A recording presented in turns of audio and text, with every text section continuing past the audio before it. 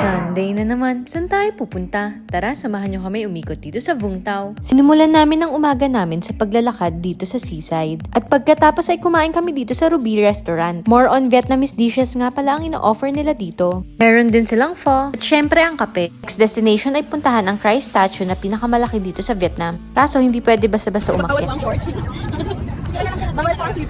At dahil hindi nga kami nakapasok ay pumunta lang kami sa Nguyen Phuong Cave. Sikat nga pala to sa mga lokal at dito sila nagpi-picture taking. Ang sarap lang talaga huminga dito sa tuktok. Dito sa parte ng Vung Tau na to marami nagsiswimming. Next destination, the Robert Taylor Worldwide Arms Museum. Sa 70,000 dong mo may makikita ka ng 4,000 antique weapons na kinolekta all over the world. Meron ditong guns, swords, spears, bayonets, military uniforms from 12th to 20th centuries. Makakabili ka rin ng mga souvenirs. At ang nakakatuwa ay makikita mo yung mga dating uniforme na suot ng mga militar.